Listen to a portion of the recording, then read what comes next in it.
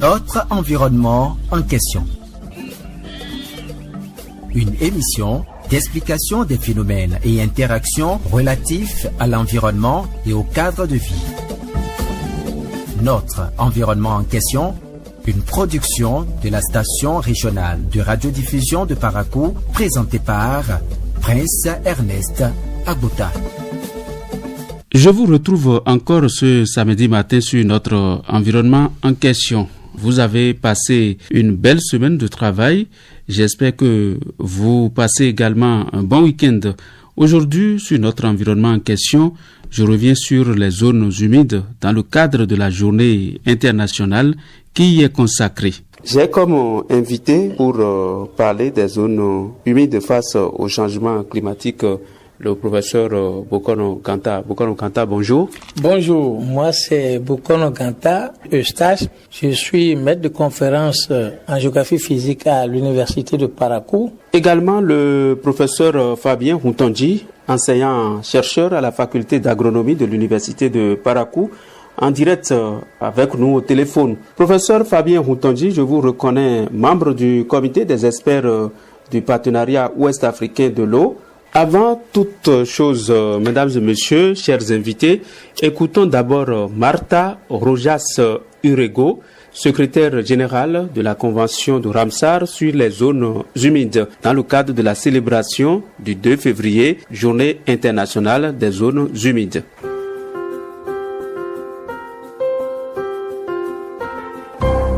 La science ne saurait être plus claire. Les zones humides sont les puits de carbone les plus efficaces de la planète. L'accord de Paris sur le climat reconnaît que les zones humides limitent la quantité de carbone atmosphérique. Elles sont l'une des solutions naturelles primordiales au défi le plus colossal que nous ayons à relever. Faire face au changement climatique et maintenir le réchauffement mondial bien en dessous de 2 degrés Celsius. Nous sommes réunis aujourd'hui pour célébrer la Journée mondiale des zones humides. Le moment est particulièrement propice à la réflexion sur les valeurs des zones humides et les moyens d'exploiter le pouvoir naturel de cet écosystème pour enrayer les changements climatiques. Professeur Fabien Huntondji, vous êtes en direct avec nous au téléphone.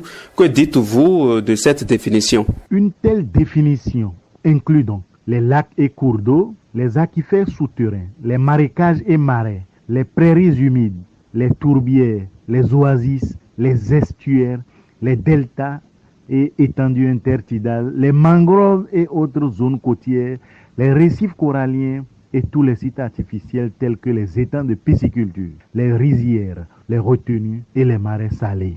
Voilà ce qu'il faut comprendre des zones humides, permanentes ou temporaires, où l'eau est stagnante ou courante, douce, saumâtre ou salée, y compris des étendues d'eau marine dont la profondeur à marée basse n'excède pas 6 mètres. Professeur Bokono Kanta, pourquoi vous avez choisi de nous intéresser ce matin sur les zones humides face au changement climatique? Les zones humides constituent actuellement les derniers remparts qu'il nous faut sauvegarder coûte que coûte si l'on ne veut pas arriver à des scénarios catastrophiques du type désertification et autres. Et ce sont ces zones humides qui servent de tampons pour atténuer les chocs des inondations et bien d'autres choses encore. C'est en cela que les zones humides sont extrêmement importantes. Elles sont régionales, elles peuvent être de plus grande envergure. Ce sont des zones définies par des bas-fonds qui sont pérennes, c'est-à-dire qui ne s'assèchent pas à l'arrivée de la sécheresse ou de la saison sèche. Ces zones sont importantes et regorgent de faune spécifique et de flore spécifique et contribuent à l'équilibre écologique, que ce soit entre les zones aquatiques strictement dites ou les zones continentales proprement parlées. C'est en cela que ces zones sont extrêmement importantes et peuvent abriter une avifaune particulière ou des biotopes particuliers. Professeur Bokono Kanta, sur place à Parakou et environ, est-ce qu'on a des zones humides? La vallée de l'Okpara, qui définit de grandes sinuosités, laisse place à des zones humides importantes. La dernière fois, j'ai fait un tour et les populations, disons, s'étaient mobilisées pour faire la pêche annuelle comme ils le font généralement dans l'Okpara. C'est en cela qu'on peut dire que Parakou a aussi sa zone humide ou ces zones humides. Parakou est une ville, disons, à morphologie vallonnée qui laisse beaucoup de basses vallées, mais qui ne sont pas proprement parlé des zones basses, parce que ces vallées sont actuellement très menacées par l'occupation urbaine du sol et ces zones s'assèchent périodiquement. Or, la caractéristique essentielle des zones humides, c'est qu'elles ne s'assèchent pas même malgré la saison sèche ou malgré les grandes sécheresses. Leur étendue peut diminuer légèrement, mais elles ne s'assèchent jamais. L'exemple international qu'on a souvent suivi, c'est les Everglades, les marais permanents aux États-Unis, et il y en a d'autres comme cela. Mais quand vous allez dans les régions des lagunes côtières, chez nous avons des zones qui ne s'assèchent jamais. C'est en cela qu'on peut parler de zones humides. Alors, quelle est l'utilité de ces zones? Il faut dire que la protection contre l'érosion du littoral est la stratégie par laquelle ces zones humides servent de tampon, puisque lorsque les sables littoraux s'en vont être dégagés, les populations continuent de retrouver, disons, des éléments pour leur survie à travers ces zones humides. Si on parle du cas du littoral du Bénin, toute la région de Sémé, toute la région de Grand Popo, toute la région de Ouida constituent une zone de vie, alors que les pêcheurs sont en train de perdre sur la biologie marine, la réduction des stocks de poissons, la réduction des différents éléments dont elles profitaient à partir de la mer, et la réduction du littoral diminue les terres occupables par les populations. C'est en cela que les zones humides servent d'éléments tampons par rapport à ces contraintes importantes liées à l'érosion littorale. Les populations qui habitent sur le littoral, entre mer et lagune, profitaient doublement. Mais lorsqu'il y a réduction des stocks halieutiques marins, eh bien, ces populations continuent de bénéficier des stocks halieutiques continentaux à travers ces zones humides. C'est en cela que c'est vraiment important. Les zones humides sont des réceptacles pour les eaux qui débordent. L'inondation étant définie comme le débordement des eaux, des lits mineurs des cours d'eau vers leur lit majeur, eh bien, ces réceptacles que constituent les zones basses, les marais continentaux, permettent de recycler une bonne partie de ces eaux supplémentaires et en attendant que l'équilibre hydrologique se rétablisse. Ceci est extrêmement important. L'alimentation des cours d'eau pendant les sécheresses. Les basses eaux, on a un exemple très patent au Bénin, c'est la Sazoué. La rivière Sazoué, d'ailleurs comme son nom l'indique, Sowin ne s'écoule que pendant la saison Zo. Or, la saison Zo est la grande saison d'inondation. C'est où ça joue? Dans le Mono. C'est un lit qui est parallèle au fleuve Mono. Et lorsque le fleuve Mono est rempli, que l'eau reflue depuis l'embouchure, depuis la basse vallée jusqu'à remonter la Sazoué, qui a alors de l'eau. Donc, la Sazoué sert à recycler les eaux du Mono en inondation. Et lorsque le Mono a perdu ses eaux, eh bien, la Sazoué redescend pour renflouer les marécages et les bordiers du Mono. C'est un exemple de fonctionnement extrêmement intéressant. Et dans la partie sud-ouest du Bénin, donc le Mono. Professeur Fabien Huntondji. Vous savez, les zones humides participent à la régulation des microclimats. Premièrement, l'eau a un plus grand pouvoir de piéger la chaleur que les sols environnants. Donc, de ce fait, j'allais dire, l'eau capte la chaleur à son niveau. Et donc, ce qui a pour conséquence de rafraîchir le microclimat autour des zones humides. Mais ce n'est pas à travers ce processus seul. Du fait que l'eau absorbe la chaleur à sa surface ou dans son environnement immédiat, cela crée également des différences de pression qui font que l'air se déplace et donc il y a une brise naturelle qui circule au-dessus des zones humides. L'eau, par son pouvoir, libère plus rapidement la chaleur. Pour vous en convaincre, très simplement, il est plus difficile de chauffer une roche, un gros caillou. Et il n'est pas facile non plus de libérer la chaleur d'un caillou ou d'un mur. Vous voyez, alors que l'eau peut retenir rapidement la chaleur, peut libérer rapidement la chaleur et il y a une brise qui circule. Vous allez vous en convaincre parce que quand il fait chaud et que vous vous retrouvez à côté d'une grande étendue d'eau, vous sentez le rafraîchissement. Et puisque les zones humides également permettent à un bon développement du moins de la végétation, ce pouvoir rafraîchissant est d'autant plus grand pour vous. Un autre rôle important des zones humides est que les zones humides constituent des puits à carbone et de ce fait, elles participent à l'atténuation des changements climatiques. Et vous en conviendrez aisément. Vous voyez, à des périodes données, il y a ce qu'on appelle les algues, qui sont de minuscules végétaux dans l'eau, qui, du fait des phénomènes de photosynthèse, fabriquent des éléments carbonés pour leur développement. C'est pas toujours facile si le développement n'est pas si grand de voir à l'œil nu, mais à des moments donnés, vous pouvez voir que l'eau verdit.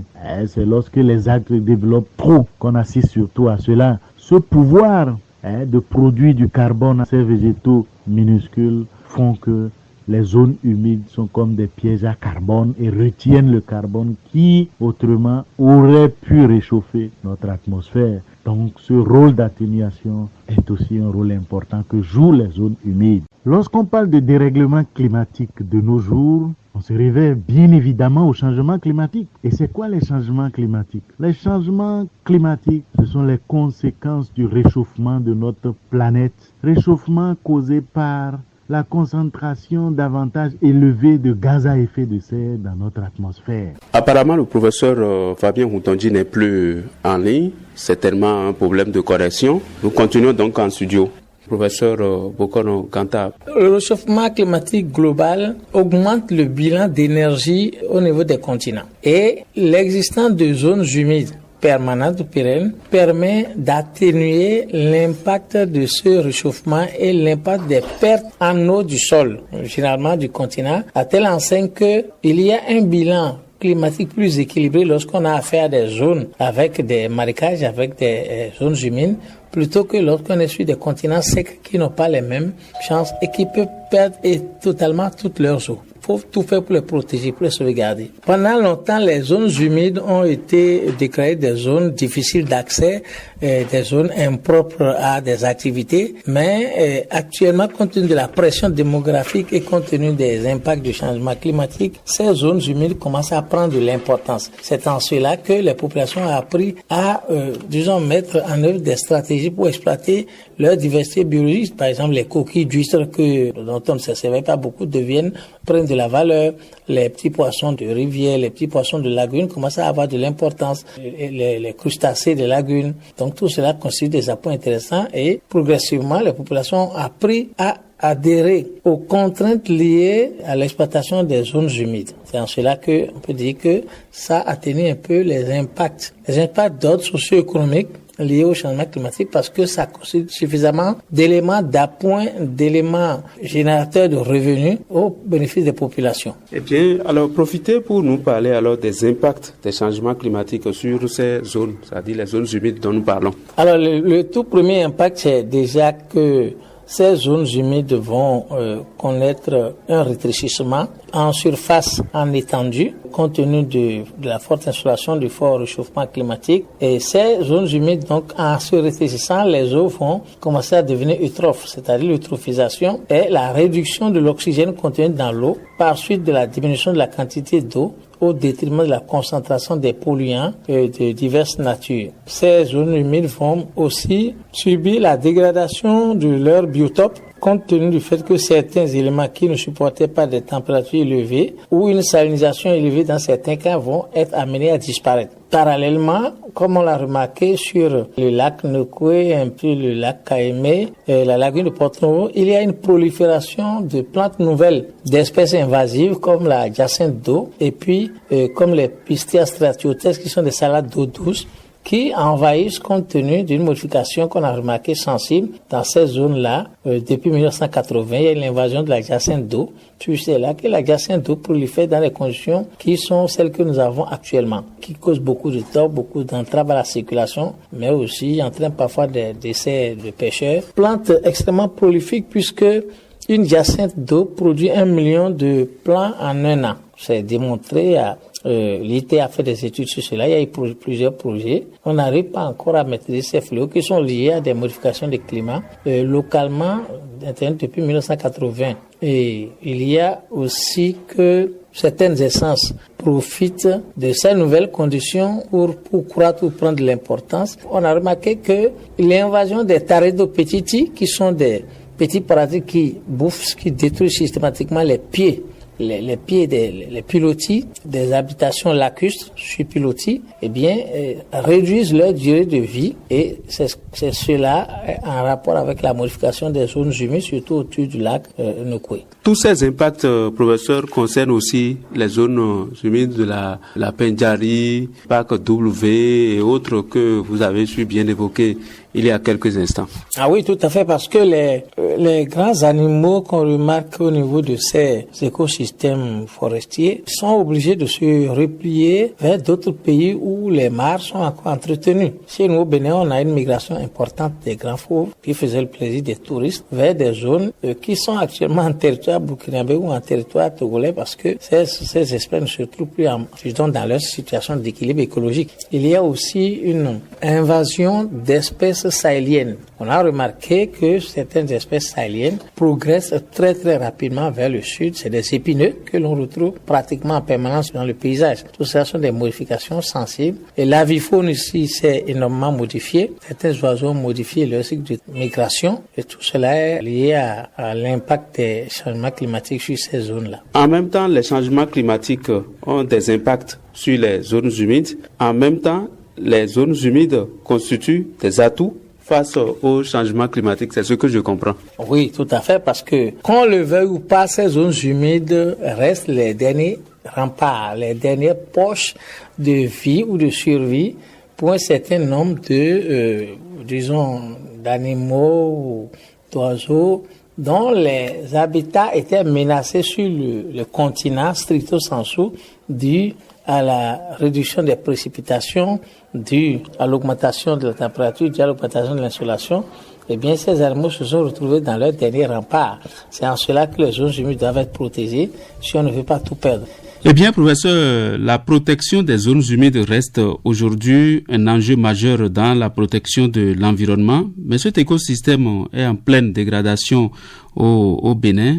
Un peu partout dans les coins et recoins du Bénin, ces zones humides sont en pleine dégradation. François Corneille Kerouidé, directeur général de l'Agence béninoise pour l'environnement, en est conscient. Il nous parle un peu de ce que l'État béninois fait par rapport à la protection de ces zones. Notre pays, le Bénin, s'est engagé depuis des décennies dans un processus de mise en place des conditions optimales de gestion des sites Ramsar du Bénin. Aussi, le vaste programme de réhabilitation et d'aménagement du lac Nokoué et de la lagune de Porte-Novo, engagé par l'État béninois à travers le ministère du Cadre de vie et du Développement durable, est une preuve tangible de l'engagement de l'État béninois à restaurer les écosystèmes des zones humides afin qu'ils continuent de jouer les différentes fonctions écosystémiques. Constant Rondenou du ministère du Cadre de vie apprécie. Les zones humides sont donc très vitales pour l'homme, pour les autres écosystèmes et pour notre climat. Le Bénin, à l'instar donc de la communauté internationale,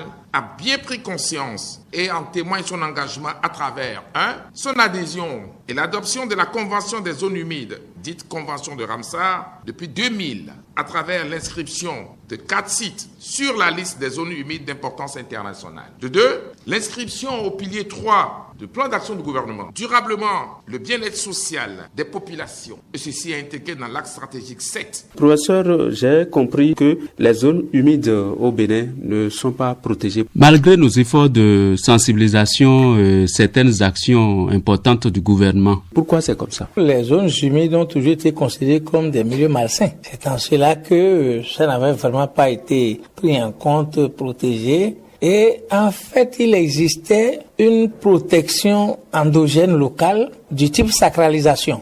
La plupart des zones humides étaient sacralisées. Dans l'ancien royaume du Dahomey, vous voyez vers Dangpoyi, il y a des zones des forêts refuges ou bien des sources d'eau sacrée, et tout ça sont des zones sacralisées pour permettre de conserver l'équilibre écologique. Mais nous avons eu dans notre passé, il n'y a pas très longtemps, la lutte contre la sorcellerie, et on estimait que les grands arbres recelaient des sorciers, autres on les a tous coupés, on a tout détruit, ce qui fait que nous avons nous-mêmes au Bénin contribué au recul des zones humides ou bien des zones qui pourraient l'être. Parce qu'on a dit il faut arrêter avec le mysticisme. Le communisme ne faisait pas bon ménage avec le mysticisme, le fétichisme, la sorcellerie et tout ça. Ce qui fait que l'équilibre écologique tel que maintenu traditionnellement a été totalement rompu. Dans la région de Niki, vous verrez qu'il y a des sources sacrées où on vous dit qu'il y a des poissons auxquels on ne touche pas et que une fois que vous les consommez, les gens pouvaient en mourir. Tout cela, c'est sur la base d'expérimentation. Les populations ont fini par savoir la nocivité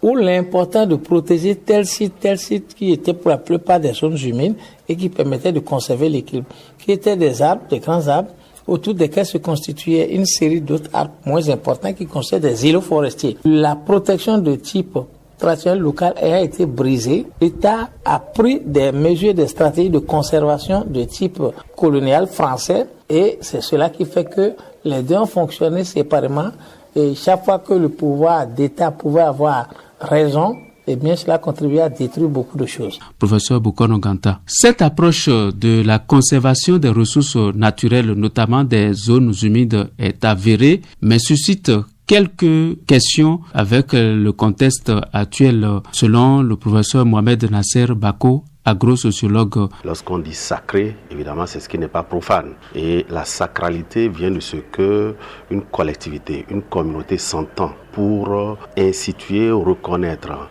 une certaine forme de croyance sur certaines ressources. Et donc, le retour à la sacralité est une solution possible. Mais il faut s'interroger. À un moment où les populations changent de religion pour se convertir vers ce qu'on appelle les religions révélées, les religions monothéistes, le retour à la sacralité paraît un peu contradictoire. Au même moment où on parle de sacralité, faire, je vais dire, également une sorte de reconversion de ces communautés qui désormais sont devenues adeptes des nouvelles religions pour revenir, n'est-ce pas, à nos valeurs traditionnelles. C'est là toute la problématique et je crois que au-delà de la conservation des zones humides, c'est le retour, n'est-ce pas, à nos valeurs pour parler de développement. Nous avons toujours dit que le développement de l'Afrique et des peuples noirs ne peut se faire que si nous revenons à nos valeurs.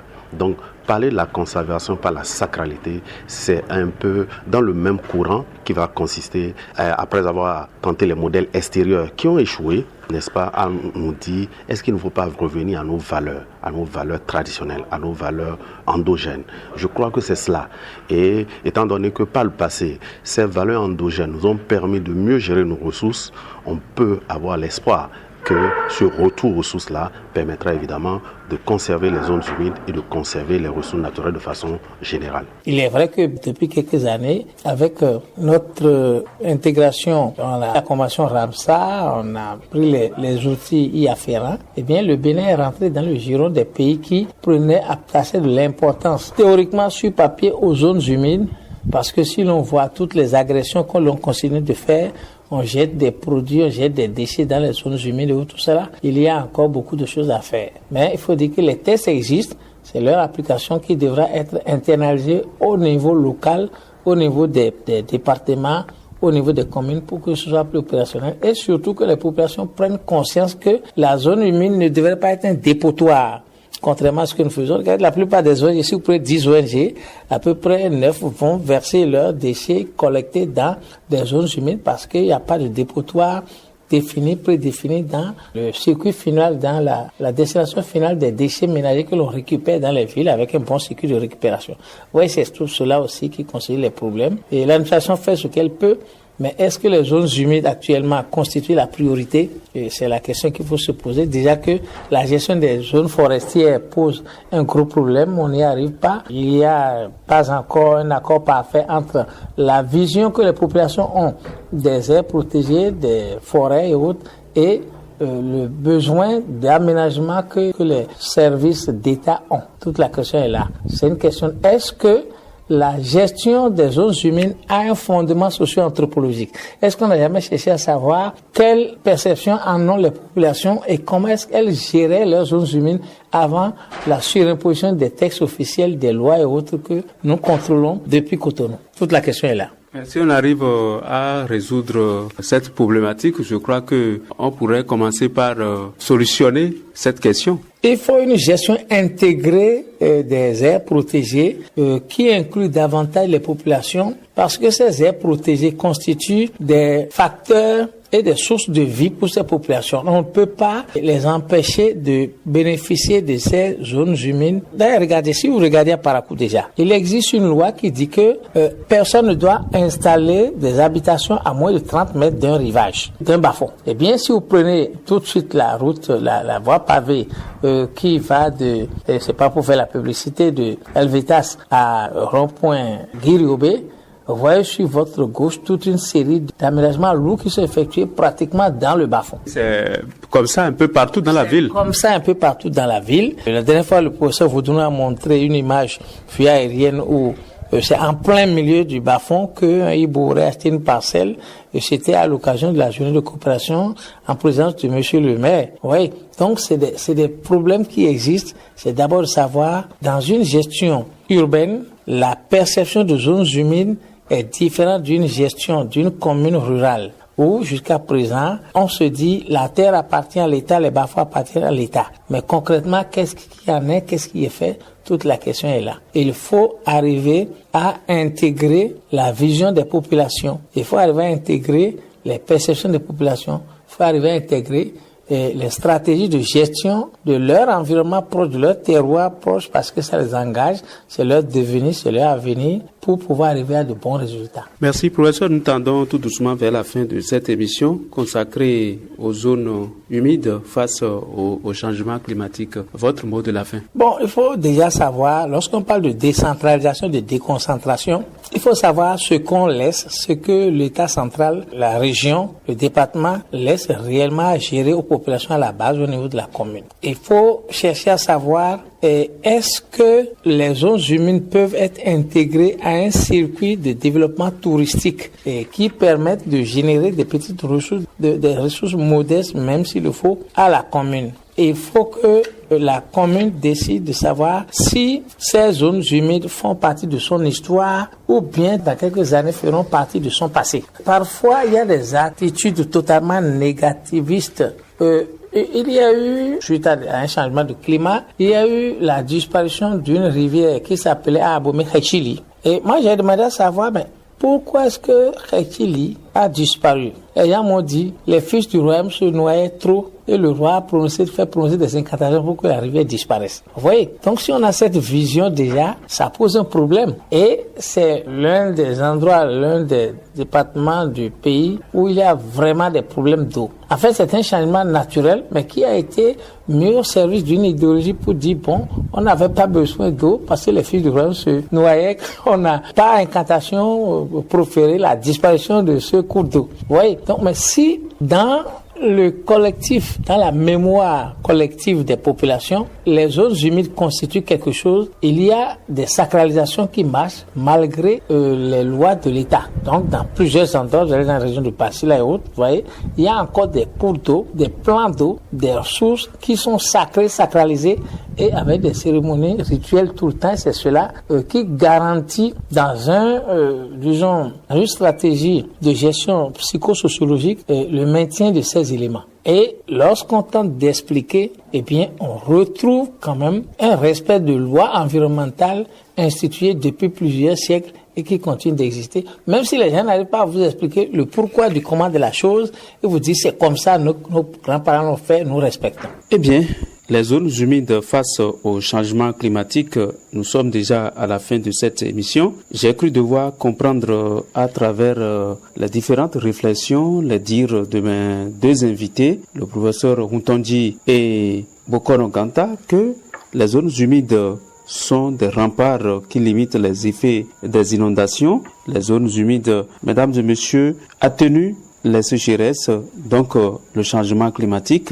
Les zones humides rafraîchissent en saison sèche. Les zones humides stockent le carbone, gaz responsable de la crise climatique que nous vivons actuellement, que nous subissons actuellement, il faut le dire. Les zones humides nous protègent. Protégeons-les.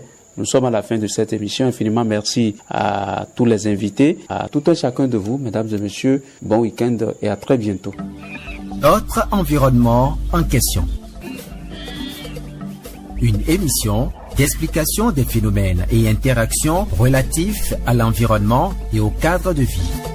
Notre environnement en question, une production de la station régionale de radiodiffusion de Parakou, présentée par Prince Ernest Agbota.